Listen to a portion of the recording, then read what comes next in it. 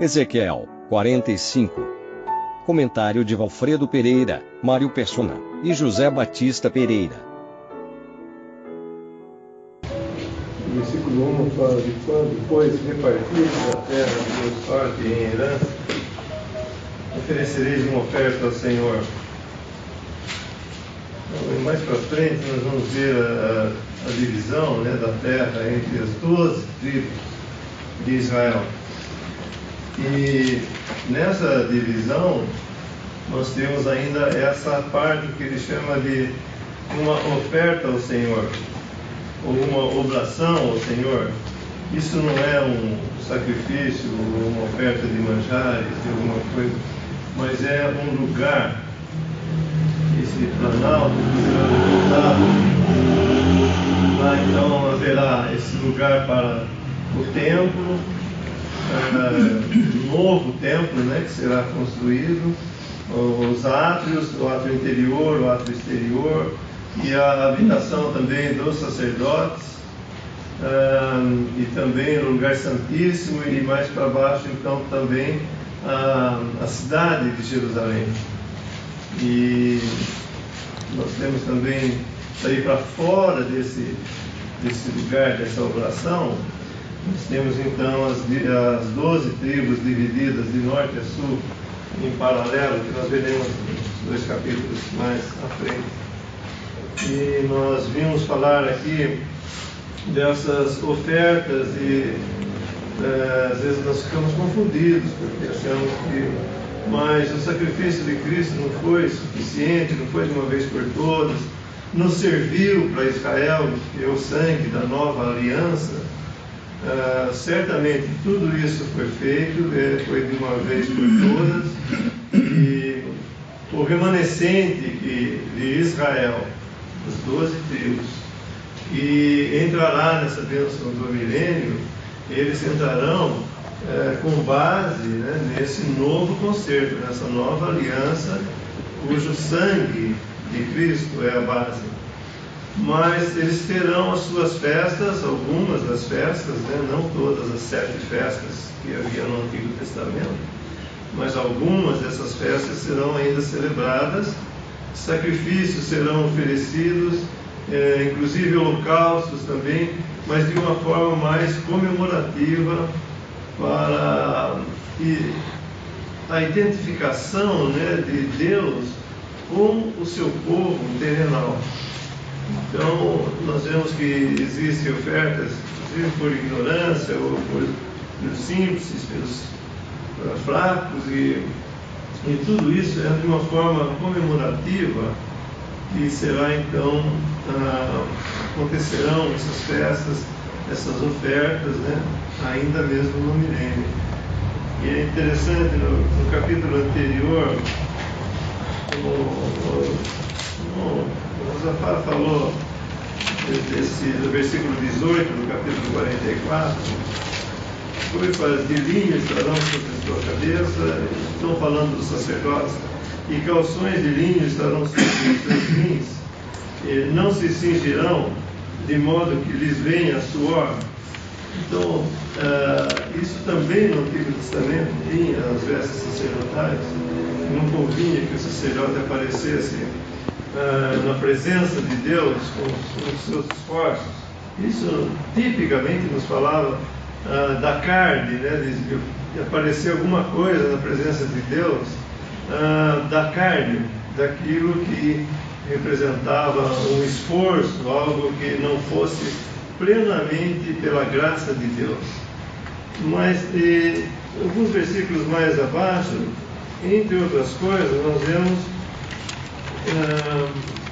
no versículo 22, e eles não se casarão nem com viúva, nem com repudiada, mas tomarão virgens da linhagem da casa de Israel, ou viúva que for viúva de sacerdote. E a meu povo ensinarão a distinguir entre santo e o profano, e o farão discernir entre puro e impuro. É interessante, a função dos sacerdotes, né, nesse tempo do milênio é de ensinar ao povo E a outra coisa é distinguir, né, o profano, o santo e o profano, e o puro, o impuro e o puro. Então nós pensamos, mas no milênio haverá essas coisas? Sim, haverá essas coisas. No milênio nós vemos que não é o estado eterno, mas é esses 1000 anos em que Cristo reinará com justiça. E o pecado não será julgado a cada manhã.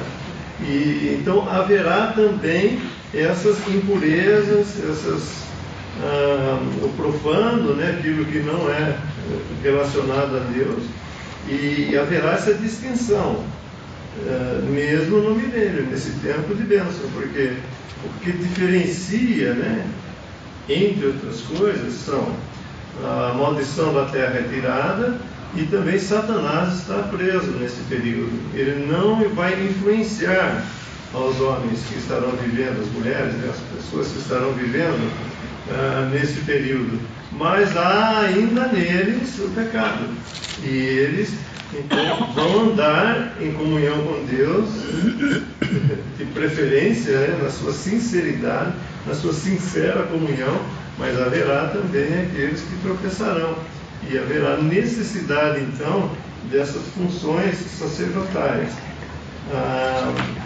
No versículo 24: e quando houver pleito, eles assistirão a ele para julgarem. Pelos meus juízos os julgarão, e as minhas leis e os meus estatutos em todas as minhas solenidades guardarão, e os meus sábados santificarão. E eles não se aproximarão de nenhuma pessoa morta, porque se contaminariam somente por pai, por mãe, ou por filho, ou por filha, ou por irmão, ou por irmã, que não tiver marido, e poderão se contaminar. E depois da sua purificação, lhe contarão 7 dias. Então, isso mostra claramente que haverá morte, sim, no milênio. E essas mortes, ainda que serão de morte natural, mesmo não morrerão, mas aqueles que de alguma forma pecarem ou que forem julgados justamente, né, pelos ministros que Cristo terá em toda a administração desse reino, né, haverá morte, sim, e eles então terão esse grande privilégio, né, os sacerdotes, de atuarem nessa área, julgando e purificando e tendo que ser purificados e tudo mais, porque a presença de Jeová vai estar ali. O próprio Senhor vai estar nesse lugar, e essa administração perfeita, né, diz respeito à justiça e santidade. E em decorrência dessa justiça e dessa santidade, haverá paz na terra. Mas nós vemos também que os animais ainda serão sacrificados, né? Portanto, haverá a maldição da terra que é tirada, fará com que haja uma produção enorme de todas as coisas, muito sadias, mas ainda haverão esses sacrifícios de animais nesse período do milênio. E isso fica muito claro nesses capítulos que nós estamos lendo de Ezequiel.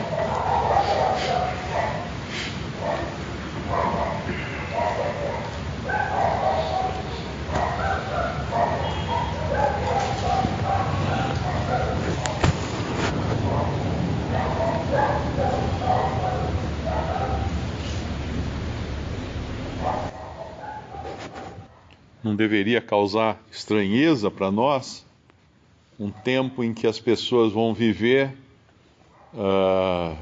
dezenas, centenas de anos. Talvez alguém viva até 1000 anos. Quem nascer logo no começo do milênio poderá viver 1000 anos. E não deveria ser nenhum espanto para nós isso, porque já houve um tempo aqui na Terra ainda, antes do dilúvio, quando pessoas viveram até pelo menos quase 1000 anos, que nós temos registro. Não sabemos se alguém viveu mais que isso, mas então, quando Deus interfere na criação, ele pode fazer o que ele quiser. Ele pode, como vai acontecer e como já aconteceu, embora fosse uma terra com o pecado, não fosse uma terra como será no milênio, purificada, né? Mas ainda assim os homens tinham uma longa vida, longevidade muito alta no tempo antes do dilúvio. Outra coisa importante de entender é que quando nós lemos sobre o reino de Cristo na terra, ele é literal. Por que é importante falar isso? Porque todos aqueles cristãos que acreditam na teologia do pacto, ou teologia da aliança, eles não creem nisso literalmente. Eles acham que tudo isso aqui é uma figura do céu, é um simbolismo do céu. E aí, inclusive, é muito, muito complicado, porque a Bíblia deixa de ser literal. Fica a critério do leitor escolher o que é literal e o que não é literal, o que é apenas simbólico. E por isso eles têm várias teorias em cima dessa questão aqui do milênio, mas sempre na base do simbolismo. Por isso que existe também, dentro da teologia do pacto, um esforço muito grande para reformar o mundo. A ideia, normalmente, você escuta um pregador, ou você lê um texto de um presbiteriano, de alguém que siga essa teologia, e ele vai falar muito no sentido de que nós precisamos reformar a cidade, nós precisamos reformar o mundo, reformar o Brasil, preparar o mundo para a vinda de Jesus, para ele reinar. E é só olhar em volta para a gente ver que estão fazendo um trabalho péssimo nesse sentido, porque o mundo não está nem um pouco preparado e não vai ficar preparado também. Tudo que o homem tenta fazer por seu esforço, ele é um desastre. Termina em desastre. Nunca consegue fazer.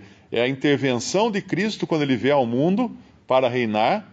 Ele fará isso, ele fará essa limpeza, ele eliminará da terra tudo que não presta, tudo que não serve. Ele irá restaurar, não o mundo inteiro, mas uma parte do mundo, porque haverá ainda regiões que não serão restauradas, elas ficarão como que como monumentos à incredulidade do homem. Então, por exemplo, a terra que hoje é a Jordânia, eu acho que era Edom, não é? Na Bíblia, geograficamente falando, ela será um pântano, será um lugar inviável para se morar. Vai ser uma terra venenosa, não tem o que fazer lá. A Europa, como um todo, será um deserto. E nas profecias que falam da Europa, fala dos chacais que habitarão nos palácios. Aquilo que outrora foram palácios, grandes cidades e grandes monumentos, será um deserto, será uma cidade que não tem ninguém morando lá. A profecia fala que será mais raro que o ouro encontrar um homem na região que é chamada de Babilônia profeticamente, né? Que nós entendemos que é o território que engloba a cristandade da era atual. Então, haverá sim uma terra restaurada, e Israel será o centro dessa terra. Haverá um príncipe. Aqui nós lemos no capítulo 45 de Ezequiel, nós lemos do príncipe no versículo 7. O príncipe, porém, terá a sua parte desta e da outra banda da santa oferta e da possessão da cidade. Então tem um príncipe que estará aqui como que representando o rei Jesus, o rei de Israel, que estará reinando sobre a terra conosco, tendo a nós, a sua noiva, a sua esposa, então, ao seu lado, reinando sobre a terra. Quando nós lemos tudo isso aqui, às vezes não é tão fácil interpretar as medidas, os tamanhos e tudo mais, mas nós sabemos que no devido tempo, aqueles que viverem aqui nessa época irão interpretar isso. Nós estaremos no céu, então, não haverá essa necessidade. Mas o que é importante é entender que Deus tem um povo celestial, e esse povo celestial de Deus, ele inclui a igreja e inclui muitas famílias do céu. Que lá em Efésios fala de toda a família no céu. Que famílias são essas que já existem hoje no céu? são os judeus do Antigo Testamento, gentios do Antigo Testamento que creram e morreram, são crianças que morreram antes da idade da razão, são embriões abortados que estão salvos, estão com Cristo, são loucos de nascença, pessoas débeis mentais, pessoas que não tiveram nunca condições de crer em Cristo, em qualquer era que foi. Deus é justo e Deus é misericordioso. Ele não irá condenar essas pessoas. Então o céu já é hoje habitado por multidões e multidões. E se nós pensarmos nessa terra restaurada, não caberia tanta gente na terra restaurada se fosse o céu a terra. Se nós pensarmos que o céu será, como algumas religiões que se dizem cristãs falam, daí Cristo vai restaurar a terra e viveremos todos aqui muito felizes e tudo mais. Não, aí não vai caber tanta gente, porque tem muito salvo. Tem muita gente. Vai existir mais salvos do que perdidos. É importante entender isso. No cômputo final, Cristo terá primazia também nisso.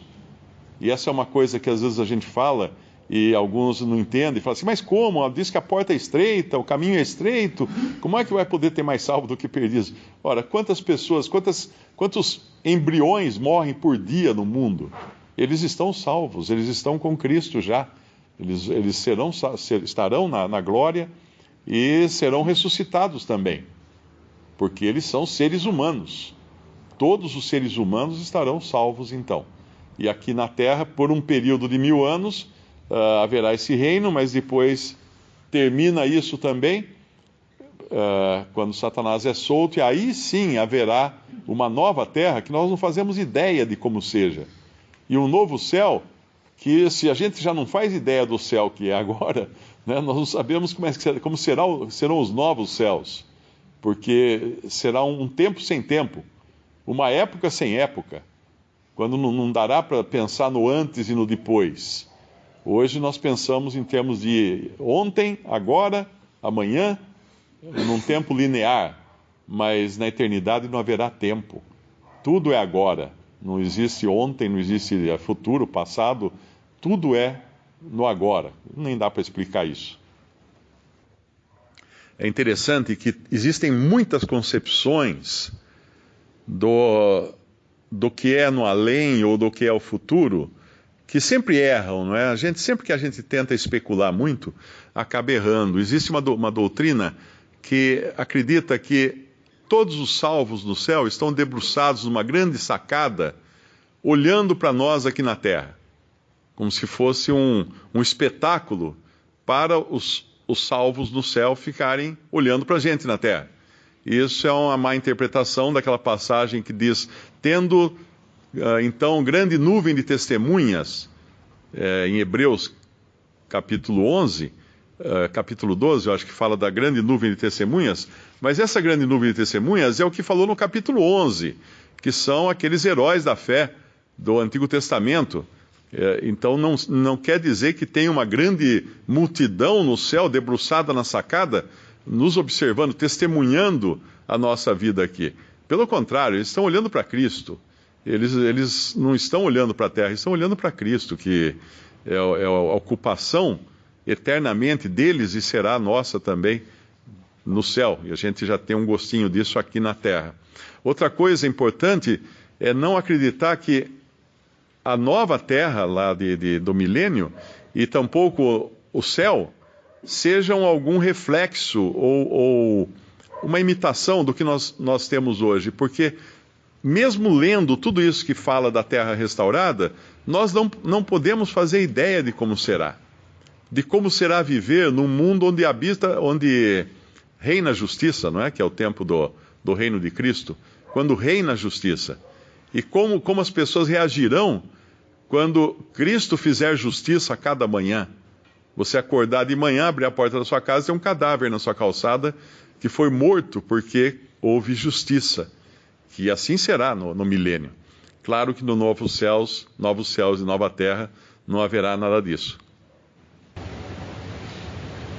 Seria bom enfatizar um pouco mais que esse templo que nós estamos estudando em Ezequiel, que é dado nos seus mínimos detalhes, ele será um novo templo, ele será construído quando Cristo estabeleceu o seu reino, ele vencer seus inimigos, e esse reino então foi estabelecido e será construído,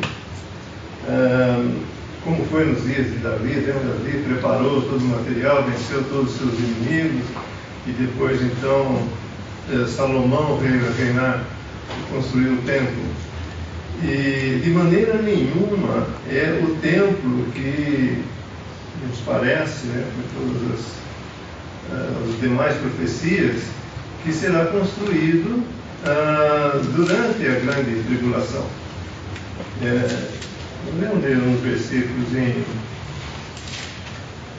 Mateus 24.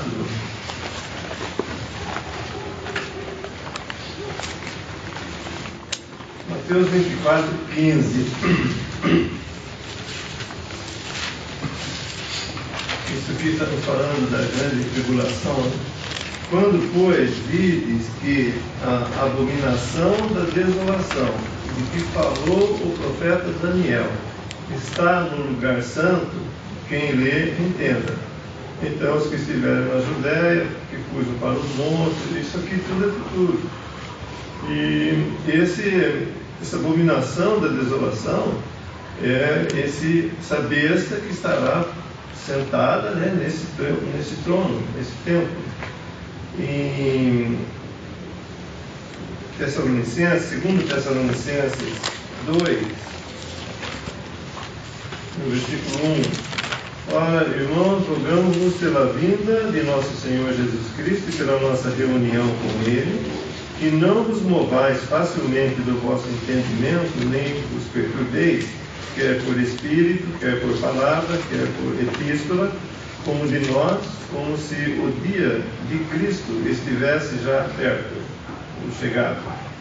Ninguém de maneira alguma vos engane, porque não será assim sem que antes venha a apostasia e se manifeste o homem do pecado, o filho da perdição, o qual se opõe e se levanta contra tudo o que se chama Deus ou se adora, de sorte que se assentará como Deus no templo de Deus, querendo parecer Deus. Então, esse aqui é um outro templo, é o tempo em que, na grande tribulação, então esse filho da perdição estará nesse lugar de abominação, e os judeus construirão esse templo em incredulidade, como eles estão lá na sua terra hoje, em incredulidade, apenas de uma forma de formalismo mesmo, e não com uma verdadeira conversão, não como vai acontecer, como nós vimos em Ezequiel 37, um espírito novo, vida nova. De maneira nenhuma, eles não estão lá agora restaurados como nação, como Deus fará no final da grande tribulação. Então eles realmente vão ter um outro templo, mas não é desse templo que Ezequiel está nos falando. Está falando desse templo que haverá em Jerusalém.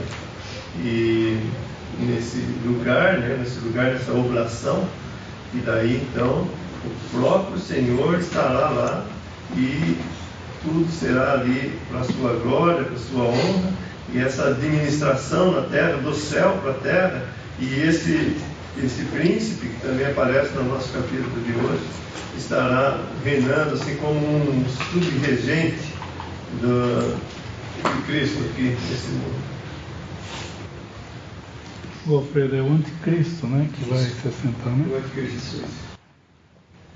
Se a gente olhar na internet agora, a gente vai poder ver que os judeus estão preparando todos os utensílios. Eles só não têm um lugar físico, um templo ainda, mas eles têm já todos os utensílios para esse novo templo: instrumentos, as vestes, os vasos, tudo eles já têm. Existe uma fábrica fabricando tudo isso daí. Praticamente só falta um lugar físico do templo para que eles possam. Claro que nós não sabemos como vai ser, mas muitos desses judeus que agora estão preparando esse templo, muitos talvez não fazem parte desse remanescente, e eles vão seguir a besta, vão seguir o anticristo, né? Muitos. Então, hoje, se fosse levantar um templo, nós teríamos todos os utensílios já, que eles já estão preparados para isso, mas não é isso que Deus quer. Quem vai construir esse templo é Deus. Apenas uma observação, que aqui quando fala que é o templo de Deus, em 2 Tessalonicenses, é o templo de Deus, e quem construirá esse templo são efetivamente os judeus que nós conhecemos por aí, né, que estão aqui hoje, talvez sejam eles que construam esse templo. Mas quando Deus determina que é o templo de Deus, é porque Deus falou, é o templo de Deus, não há como mudar isso. Assim como as Escrituras. No tempo do Senhor Jesus, as citações que ele fazia das Escrituras não eram das Escrituras em hebraico, eram da versão dos 70, era uma versão grega, de Alexandria, me parece, de 70 judeus que traduziram para o grego. Então, se o Senhor considerava Escrituras a tradução do hebraico para o grego, como sendo a palavra de Deus, hoje nós temos o privilégio de ter em mãos também a palavra de Deus, ainda que seja em português. Não precisa ser em hebraico para ser considerada a palavra de Deus. Visite Respondi.com.br. Visite também 3minutos.net.